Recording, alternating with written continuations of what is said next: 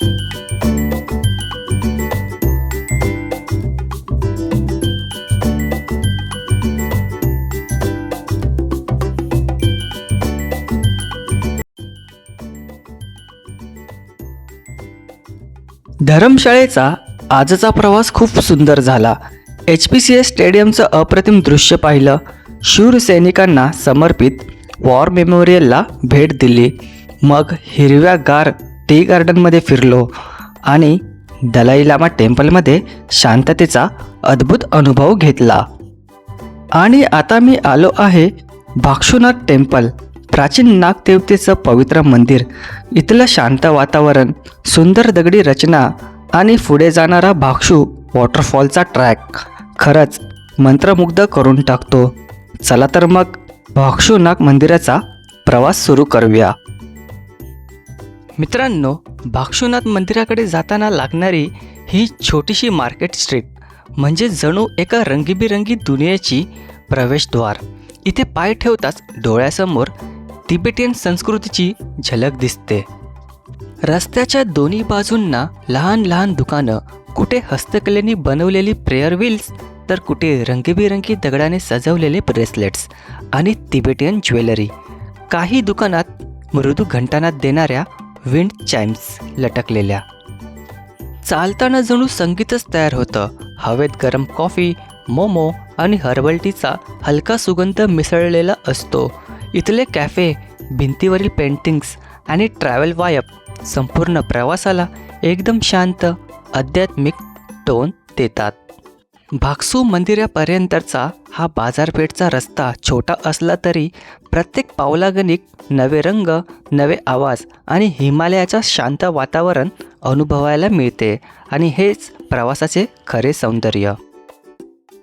मित्रांनो, हे मंदिर सुंदर दऱ्यांच्या मधोमध मॅक्लोडगंजपासून फक्त काही किलोमीटरवर वसलेले. सभोवताली हिमालयाची शांत शिखरे, थंड हवेचे झोत आणि मंदिरांचा पवित्र नाद. जणू काही देवांनीच ही जागा बनवून ठेवली आहे. आज आपण आलो आहोत धरमशाळेच्या अगदी जवळ असलेल्या भाक्षू गावात आणि इथल्या एका अशा जागी जिथे हजारो वर्षांची कथा दडलेली. भाक्षुनाथ मंदिरात इथे येणाऱ्यांना केवळ शांतता नाही तर एक पवित्र ऊर्जा जाणवते. इथली सर्वात प्रसिद्ध कथा म्हणतात हजारो वर्षापूर्वी नागदेवतांचा राजा भजेश नाग या भागात राहत होता.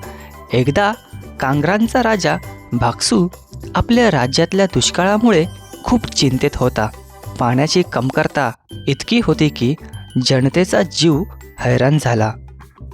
राजा भाक्षू दूरवरच्या नागतलावातून पाणी आणायला निघाला आणि ते पाणी चोरून घेऊन जात असतानाच नागदेवतेने त्याला पकडलं. दोघांमध्ये एक प्रचंड युद्धाला सुरुवात झाली. लढाई खूप वेळ चालली. शेवटी राजा भाक्षू हारला. पण त्याचा हेतू चांगला होता, जनतेचा जीव वाचवायचा.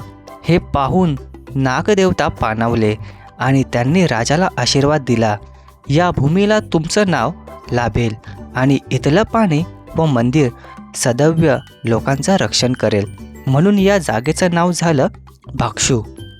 भाक्षुनाथ मंदिर आजही नागदेवतेला अर्पण. स्थानिक गोरखा समाज आणि सैन्यातील जवान इथे विशेष पूजेसाठी येतात. इथे मागितलेली मनोकामना खरी होते, विशेषतः संरक्षण, आरोग्य आणि सुरक्षिततेशी संबंधित. मंदिराच्या प्रांगणात पाऊल ठेवताच शांतता, थंड वारा आणि डोंगरांची उंच रांग तुमचं मन लगेच जिंकून घेते. प्राचीन दगडी मंदिराचा साधापण, दिव्य माहोल आणि स्थानिक लोकांची श्रद्धा हे सगळं मिळून या जागेला एक वेगळीच आध्यात्मिक ऊर्जा मिळते. मंदिराच्या अगदी बाजूलाच एक सुंदर छोटासा तलाव, ज्याला इथले लोक पवित्र कुंड म्हणतात. हे कुंड नैसर्गिक झऱ्याच्या पाण्याने भरलेले असून पाणी वर्षभर स्वच्छ आणि थंड असतं. असं म्हणतात की इथे स्नान केल्याने मन प्रसन्न होतं आणि शरीरातला थकवा दूर होतो. भाक्षुनाथ मंदिर आणि हा छोटा तलाव दोन्ही ठिकाणे नैसर्गिक सुंदरता आणि आध्यात्मिक शांततेची परफेक्ट मिश्रण आहेत.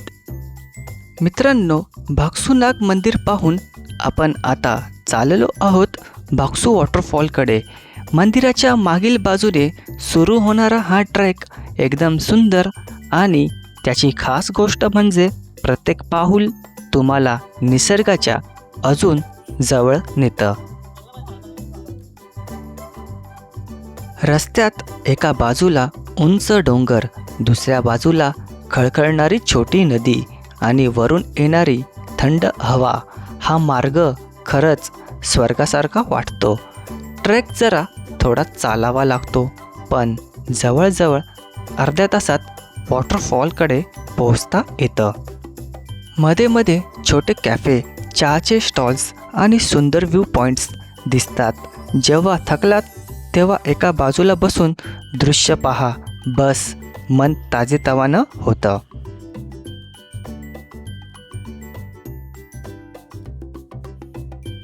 अचानक आवाज वाढत जातो आणि काही पावले पुढे गेल्यावर अचानक समोर दिसतो तो चमचमणारा पांढरा पडदा.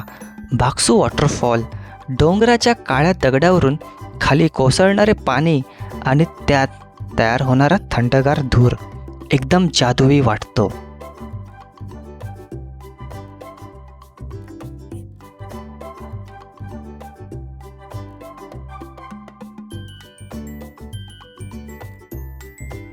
तर मित्रांनो, हे होतं भागसूनाथ मंदिर. या मंदिराची माहिती. तर आपण आता वॉटरफॉल इथे भेट देऊन आलेलो आहोत. खूप जमायला होतं थोडंफार, पण खूप छान वाटलं इथे येऊन. है ना शैवीरा? छान वाटलं ना तुला? शैवीराला पण छान वाटलं.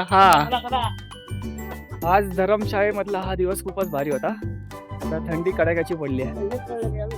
संध्याकाळची थंडी इथे खूप कडाक्याची असते आणि सकाळची.